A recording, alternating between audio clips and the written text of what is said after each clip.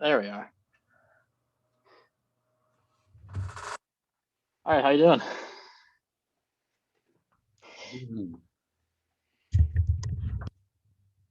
All right. So are we good to get started then? Or hold on.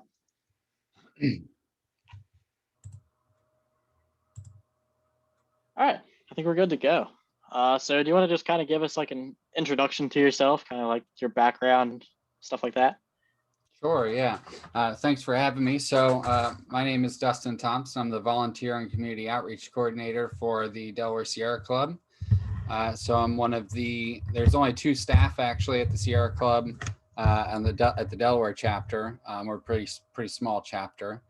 So there's the executive director who handles a lot of the fundraising and more of the management side of things. And does some policy specifically around land use. And then I do a lot of the outreach and coalition building and organizing and education on policy issues, and primarily focus around climate change, climate change, conservation, and energy.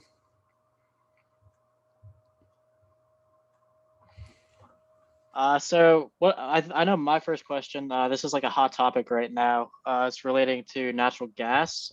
So what's kind of the consensus in the climate and energy universe on what natural gas is, like clean, renewable, stuff like that? Yeah, so I mean, Sierra Club is very firmly against natural gas and expanding natural gas usage. We definitely push a lot towards electrification of the grid and buildings and the economy kind of at large. So auto as well. So natural gas was supposed to be this right transition fuel that got us from coal to the next step towards the energy. But of course, that's not actually how nobody thought that's what was going to happen. And of course, that's not what's happened. We've just become dependent on yet another fossil fuel, primarily being brought about through fracking. So now there's kind of a big how to do on biogas and bioenergy. So that's kind of probably the next step, right? In that transition towards another form of dependence, but that rather than coming from the earth in terms of fracking, generally comes from the digestion of unsustainable waste. Hey, Mallory, I know you had one. Yeah, I was wondering how we feel about nuclear as an energy source. So that's a really good question, actually, because there's there's a lot of different points of view on nuclear energy and whether it's should be included in clean power plans and renewable energy plans, and if nuclear is renewable or clean, or where does nuclear fall into play. So I think it's a little bit complicated just because there's the extraction and processing stage of production of energy. And then there's the actual, like, whether it be combustion or processing or however you turn that extracted material into actual electricity, right? And then there's the user stage, right, which could be in natural gas, it could be stoves or automobiles or whatever. Nuclear, it's electricity that then is used on the end user stage. And so you have to look at like pollution in all three stages. So of course, like coal, right, is probably one of the worst. Just because it's very dirty in extraction, as is natural gas. But coal, meanwhile, is very, very dirty as well when it's being burned to create steam and heat to generally spin turbines to create energy. And then it generally powers high demand power sources, which tend to be heavy emissions as well. And so it's kind of dirty at all three stages. Nuclear is catastrophic in the strip mining that generally comes with uranium mining. It is the process of actually creating the energy. You're literally just superheating this material to create steam, which turns these giant turbines that can pump out hundreds of megawatts of energy. And the only emission is steam. And so in that middle part, right, there really is no emissions. But then you have the waste of that. The uranium isn't fully utilized in most first generation reactors. And so you end up with a byproduct that you can't use that stays around for millions of years, right? So there's your problem on that portion. And then it's pumped into the general grid, which could be high or low demand electricity. So, but there's a twist, right? So right now we're in generally generation 1 of nuclear reactors, which take a lot of uranium, have a huge footprint, not just because the towers, the cooling towers that you see are massive, but also because they have to have huge buffers. You can't build anything near them in case something goes wrong. And then they have a lot of waste. They're really wasteful in terms of how much they actually utilize the fuel, the uranium that they take in. Now, when you look at some of the generations that are just now starting to be built for the very first time, they are much smaller. Sometimes they can fit on like the size of like a barge, and they use a lot less uranium, and the process is a lot smaller. The reactions are a lot smaller, and so the footprint's a lot smaller. And they use the waste from first generation reactors. You actually don't have to do strip mining for some of the newer generation nuclear plants. And so there is kind of this ongoing argument, right, within the environmental world of where does nuclear fall into play, because it can generate, hundreds of megawatts of power in these fourth generation reactors in a very small space with the waste that we can't get rid of. Like there's nothing we can do with the waste from first gen reactors, nothing. It just sits and decays for millions of years. So is that technically better to use it to the point where it really is depleted and no longer really radioactive in these new generations, or is it best just to leave things alone? So it just depends on who you ask. But overall, when you see nuclear being used in clean energy plans, there's a difference between a clean energy plan like New Jersey has, right? They have a 100% clean energy plan by 2050, whereas Delaware has a now 40% renewable energy plan by 2035. The difference is, of course, they count nuclear as part of their clean energy, but not part of renewable energy. And so there's a little bit of a nuance in the nomenclature as well. But yeah. All right, Olivia, I think you were. Yeah, I had a question. What new climate policies would you individually and also the Sierra Club as a group would like to see put in place for this legislative session? I assume you mean in Delaware. Yeah. All right, cool. Nationally, that's a really long conversation, but in Delaware, it's a little bit shorter. So our top priorities going into this year was to, we've been fighting for what's called an RPS bill for the past, I think, 4 or 5 years, really hard. So that kind of sets our goals for renewable energy for the next, X number of years, in this case, till 2035. And so that was our top priority, because if we didn't do anything, then we would basically have no goal anymore, because the people who regulate utilities were going to freeze the goal, which means moving forward, Delmarva wouldn't have to do anything in terms of renewable energy if we didn't get that done this year in January. So that was kind of the top priority, and that happened. That took place. So now we're moving on to community solar, because there's a huge equity issue in access to renewable energy. It generally favors white, wealthy communities. And that's been true for a long time. Generally, heavily minority communities get crapped on, have a lot of industry in them, a lot of extraction industries in them, and they generally don't have access to solar because they tend to be older build houses that don't have the right roof structure and just weren't really designed for that. So community solar is a way to have a project not near your house. Well, it could be near your house, but not on your roof. And you would be able to purchase some of the energy from that panel, a group of panels that other people would also be able to purchase from. So there's no upfront cost generally. You just pay a monthly kind of membership fee and you get credits on your bill.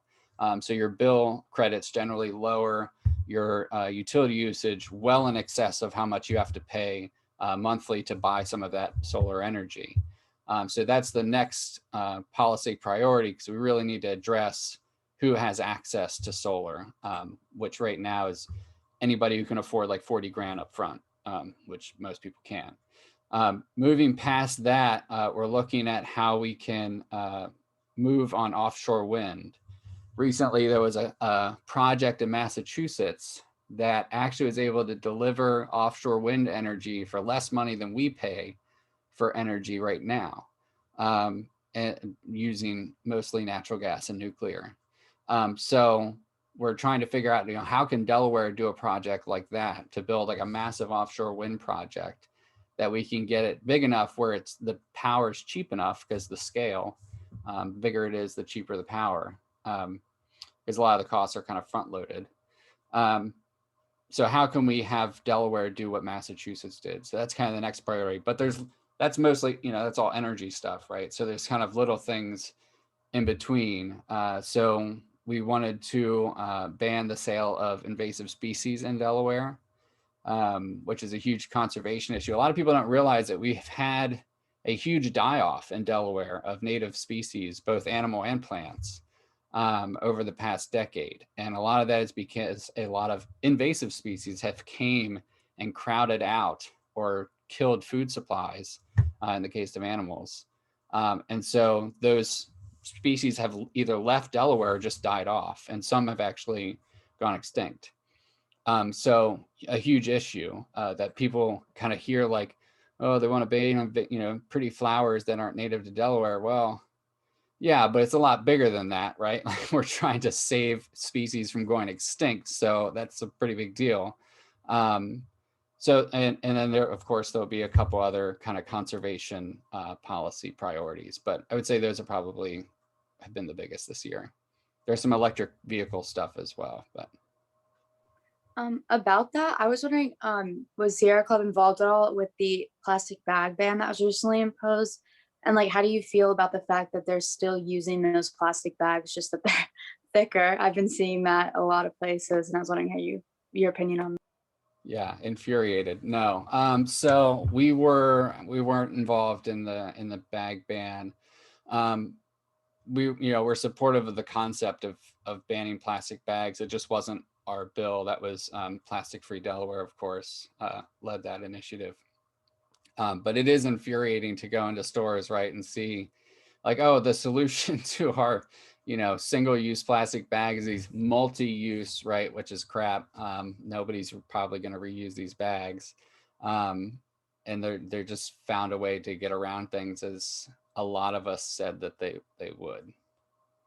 So it's kind of like, nobody wants to be like, oh, we told you so, but it's a little bit of that. But they are working on another bill that would just completely ban, it doesn't matter the thickness, any plastic bags. So I know Dee Durham is just as infuriated as anybody else, particularly since most of the people saying I told you so are kind of saying it to her, because she was kind of the face of that. And she just to be clear, she advocated for a total ban, period. It was the General Assembly that said, oh, we're going to carve this little loophole in here. That was not her intent. So she has a legislator that said they will go in and take that loophole out. So. All right, I wanted to go back to community solar for a second. I wanted to ask, so community solar is obviously going to give us a huge boost in renewable energy sector. So would that kind of force the state to consider 50% or even higher a little bit quicker than it would if we kind of avoided doing something like that? Yeah, so it's a really good question. So there's limitations on kind of how high you can go in terms of of solar proliferation just because of how the grid has been kind of patchworked over time. And the fact that we actually have 3 utilities in Delaware, and one of them, which is the Delaware Electric Co-op, has really old infrastructure, and they don't really want to pay to, they're a cooperative, right? So they have probably the lowest, not probably, they do have the lowest energy rates in the state. Part of that is they don't do as much upkeep as Delmarva does with the grid. I mean, not to say they don't, like, we're not going to end up with Texas or anything. Don't worry about that. But it's definitely not as up to date as Delmarva, which could handle a higher load. So the thing about these community solar projects, right, is that it's a lot of solar. I mean, there's bigger projects, right? But technically where we're at now to where we're going with community solar, you're going from like, 0.25 megawatts to 5 megawatts. So you're going from like one home, maybe most of the usage of one home, to hundreds, 800 to 1,000 homes, right? In just one project, and you're doing multiple projects. But where you build that project, because that's a lot of power, right? Particularly in a sunny spring day when it's getting like the full load, if not more than what they planned, sometimes has to go into the grid at one place, and then it's distributed, kind of across the grid. So there's a cap on how much of that you can do, how much you can insert in a specific place.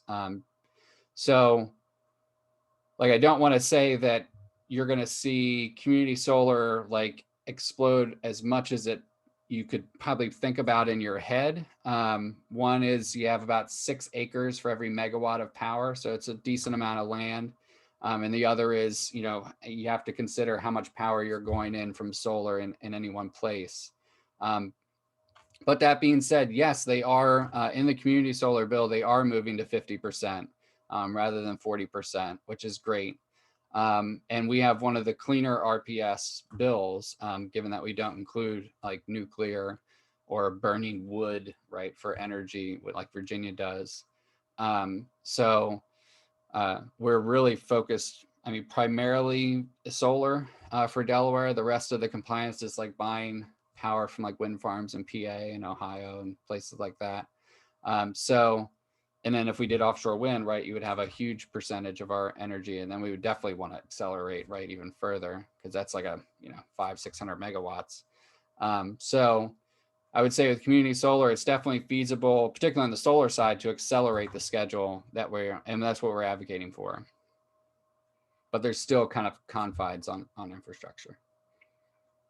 All right, Drew, I know your question was kind of more in that realm, so I'll let you go. Yeah, I wanted to ask if we should be prioritizing wind or solar, and if not, how do we find a happy medium between the two? When you say wind, do you mean onshore or offshore, or just in general? Just in general. Yeah. So in terms of like our capacity for renewable energy within the borders of the state, right? So we operate on a grid that goes most of the way up the coast. So, we can buy electrons and renewable credits from kind of anywhere in that grid network. So that's why we buy, wind power from Pennsylvania. In terms of in the state of Delaware, though, we really don't have any consistent wind streams that stay going through the state itself. But off the coast, about 12 miles, there is a pretty steady jet stream that runs through there that's pretty consistent. The real issue is just the cost of electricity. So the cost is kind of goes in this order, right? Onshore wind is the cheapest, but you need a consistent jet stream, which we don't have. Utility scale solar, which you're talking, hundreds of megawatts of power, somewhere between 100 and 500 megawatts. So you're talking about a lot of land. That's the next cheapest. And then community solar is the next cheapest after that, followed by offshore wind and then rooftop solar. And so we're focusing heavily on community solar right now because you can get, 5 megawatts, which we definitely have land space for. And parts of Delaware do utility scale, like DMEC, which is the municipal energy companies, and DEC, which is the co-op I mentioned. They have like 50 and 100 megawatt solar panels, solar fields. So we do incentivize that. The issue with offshore wind is just the cost. Yes, it's clean. Yes, there's a lot of environmental benefits, and we got to think about, health impacts and the costs associated with continuing down the road that we're on.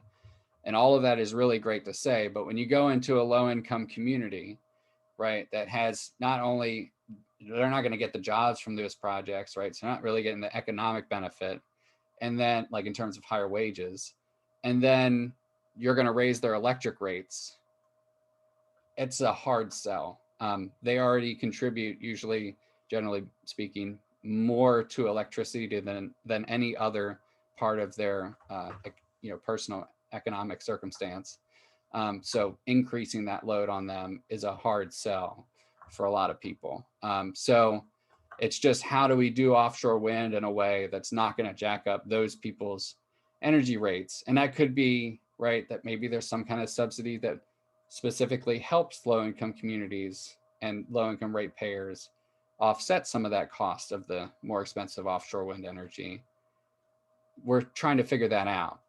So we heavily incentivize solar right now because it's cheaper, it can lower people's bills, and it's something we definitely have access to. The talking point that the sun doesn't shine enough in Delaware is complete crap. There's just as much sun here as there is anywhere else in the Mid-Atlantic region, or the Northeast for that matter, and even parts below, immediately below us that have massive solar installations. So we can definitely do that here. Don't let anybody tell you otherwise. All right, I also wanted to touch on this. I know we talked about this with Senator Hansen last week, but we kind of wanted to hear your take on it. So I know you guys are pushing like the 50-50 split between state and company projects. So she gave us a big con on that, which was, once these companies kind of go out of business, there's really nobody to call. So like, what would be your retort to that, and what's your kind of reasoning behind pushing for something like that? I don't know what you mean by 50-50 state. What do you mean? So like the community solar projects, having like independent companies be able to do it, and also having state projects be able to come into play. Gotcha. So they wouldn't be state projects, just to clarify that. So counties or municipalities could form, or the sustainable energy utility, which I guess maybe you could call that the state. I mean, it's not a state government agency, but it's formed by the state. So anyway, they form these authorities that kind of oversee a project that some community, and community is not like a neighborhood, right? It could be a business community, faith community. It could be a neighborhood. It could just be 5 random people. They petition the government to say, hey, we want to do a community solar project and we want you guys to help us run it. And so the county or the municipality would form this board that would then supposedly listen to what they have to say, and try to create a project that would fit that need. And then they could either just serve that faith community or what have you, or they could do like subscriptions like traditional community solar. But the economic benefit, which would be the renewable credits that come with the solar, would go to that authority, right? Which then supposed to go back into the community. It doesn't say it will, but it's supposed to. And I wouldn't say it's kind of 50-50. The reality is no municipality has ever created a community solar project outside of Newark and Lewis, and Dover. But they're all in DMEC territories, and that's the municipality electric companies. So they wouldn't apply in this bill. So it would just be Delmarva. So the reality is that nobody's done it before. Nobody actually wants to do it, except for maybe the sustainable energy utility that I mentioned. They may be able to do it. But the reality is it's probably going to be really pretty small projects, since the interests are going to be, tighter knit, like a business or faith community. So you're probably only talking maybe a megawatt or so, which means the power is probably going to be pretty expensive and they're going to have a hard time finding people to buy it.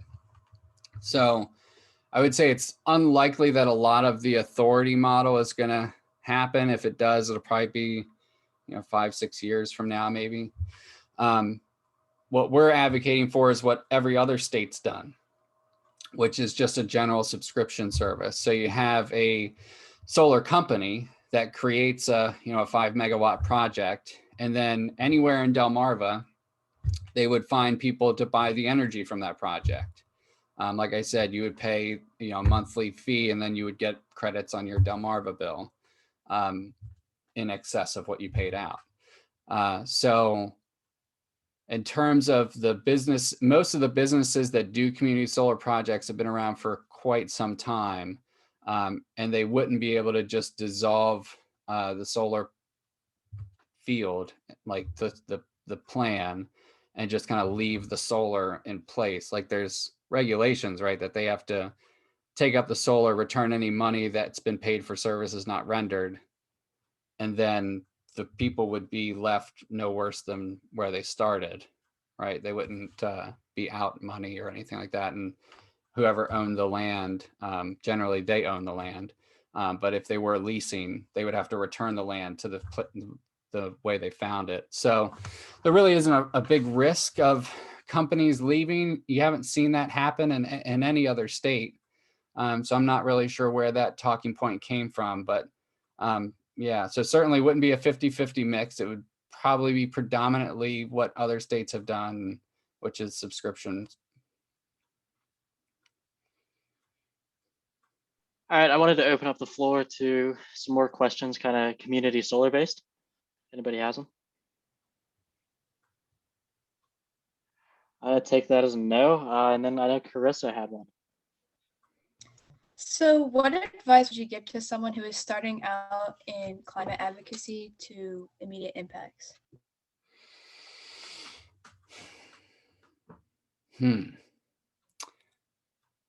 It's really daunting to first be getting involved in any kind of policy world, whether that be climate change or education or criminal justice or what have you, particularly if you talk to somebody like me and I start throwing around acronyms and jargon and make it even worse. But I try not to, but so, I mean, the first thing you got to do is just kind of get your feet. It doesn't matter where you really start. So I like the analogy of man, I'm going to feel really old. So it used to be like switchboard operators, right? Like back in telephone, like telephones. So you'd have like all these lights flashing at the same time, right? Or maybe like a conference line, right? Where you got like multiple lines coming into the phone line at the same time. You got all these lights flashing at you, right? And that's kind of what it's like getting involved in policy for the first time. You got all these lights like flashing at you at the same time, all these issues that are like, hey, pick me, right? It actually doesn't matter which light that you push first, because you just came into it with all these flashing lights that were already there. You don't know what came first, what the root is, what any of them mean. It really doesn't matter which one you pick. Just pick one. And it really doesn't matter. And know that it really doesn't matter, because anything you pick is going to be better than not picking anything. Right? So pick one of the flashing lights. And if that feels right, then just keep going down the rabbit hole. And if it doesn't feel right, then just pick a different light. So I would say, like, just whatever you're really interested in working on, you can try to find that. But in absence of that, just jump on board, like join a meeting, go to a committee meeting, listen in on, one of the legislative committees, talk to your friends and neighbors and find out what they're into. I mean, there's a lot of different avenues to get plugged in. Following people on social media just to see what they're doing and what they're talking about, and then reaching out to them and try to figure a little bit more out about it and some background or what action you can take. I mean, there's a lot of different ways to do it, but really just kind of just pick a light and dive in. I was wondering how we can maybe be taken more seriously as a group, because I know a few of us have attended some of the legislation hearings, and there's definitely been at a few times some impression that we aren't being taken seriously. How would you suggest that we go about that? I mean, so first, I wouldn't say that you're not taken seriously. It's just more of an unknown. So the more you show up, that paradigm's going to shift for sure, just by nature of what happened. I mean, I started a political organization in Delaware with like 5 other people called Delaware United. And the first probably 6 months, like nobody knew who the hell we were, but we just kept showing up. Like we just kept popping up everywhere, right? And eventually people are like, oh my God, these guys are like, they're in it, right? And now 5, 6 years, whatever it's been later, you know, pretty well-known name in Leg Hall and in certain circles. So you just keep showing up, and that's going to change. But I will say that numbers make a difference too. I mean, you guys got what, 21 people here. 21 people is a big group, honestly. I mean, 5 people can change the world. 21 can do a lot. So if you guys have, you know, Jack and I had a training on like Action Network where we do, you know, a lot of our letter campaigns where people can, you know, send letters to legislators and stuff. You know, as a group, if your guys are able to do that, and you're able to get even in one go, right, 100, 200 letters or something like that, I mean, you're going to get noticed very, very quickly. And if you keep testifying at committees, you're going to get noticed because not a lot of people do that. You're going to get noticed very, very quickly. And everybody's all about like empowering the next generation coming into this. And, you know, I'll say out the bat as somebody, I guess, that started a little bit younger than what I am now. I heard that a lot, but it didn't really reflect the reality of what I was facing. And you'll probably feel that too. You have people that say, oh, the next generation needs to come in, right? But then they don't want to give over any control or power that they hold on to. And it's insanely frustrating. And I'm not going to tell you what to do, but honestly, they're going to piss you off to no end, but keep working with them anyway. And over time, right, their walls will break down and they'll kind of get to see that you're serious and that you're here and that you're going to take control one day, whether they like it or not. And they'll kind of back down a little bit and give you more leeway and room to work. So, you know that I felt that too. And you're at one point you will feel that, but just keep pushing. Like, screw the haters, man. Just keep pushing.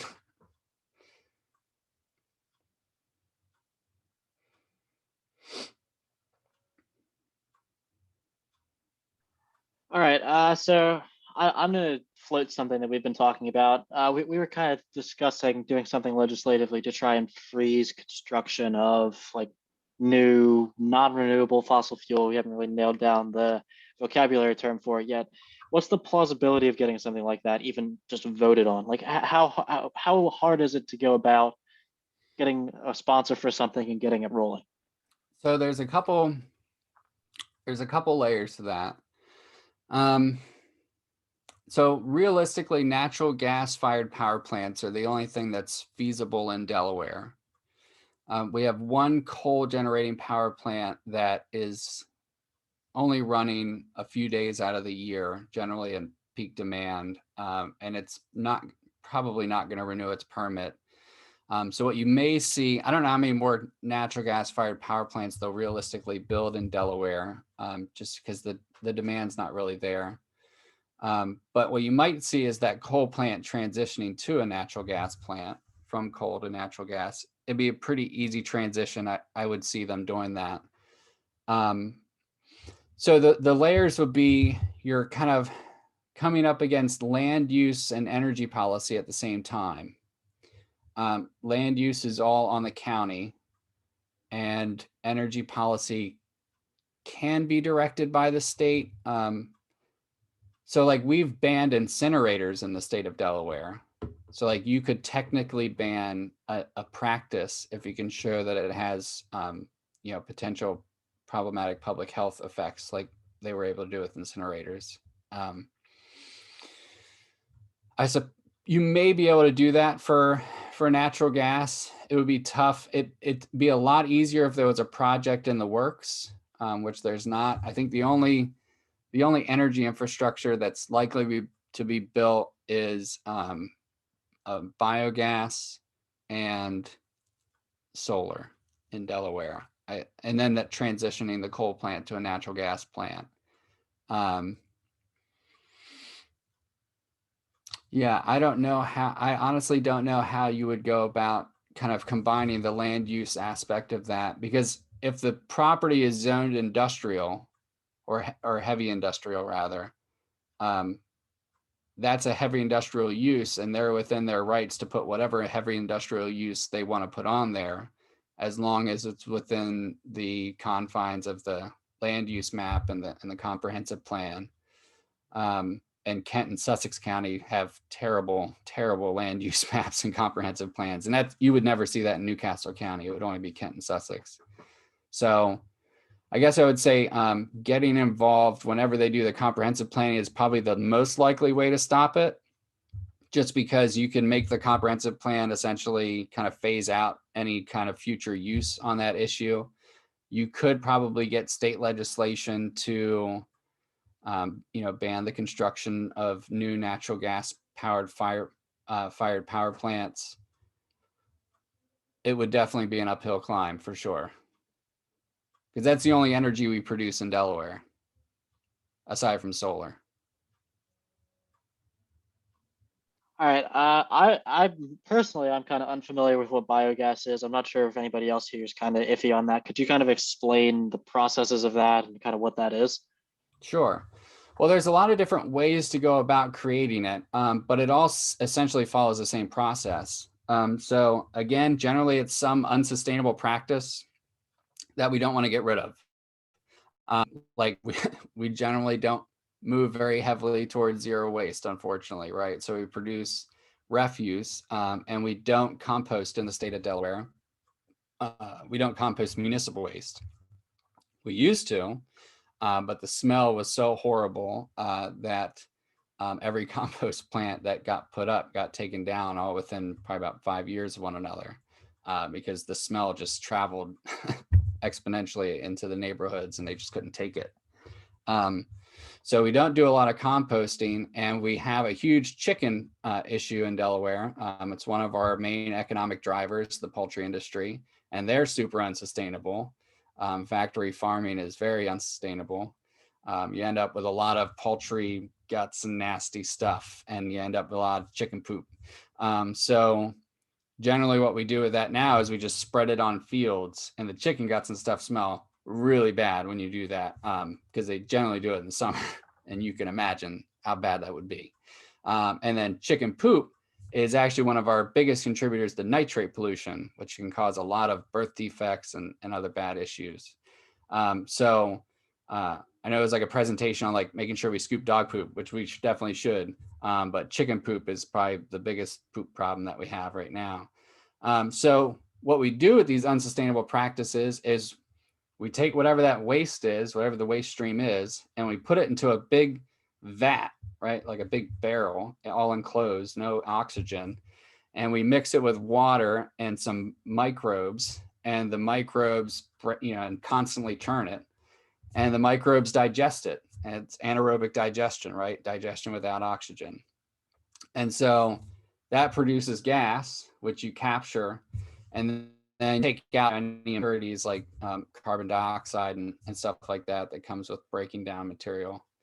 And you take the rest of it and you do whatever it is that you want to do with it. So most of the time it goes into the natural gas line.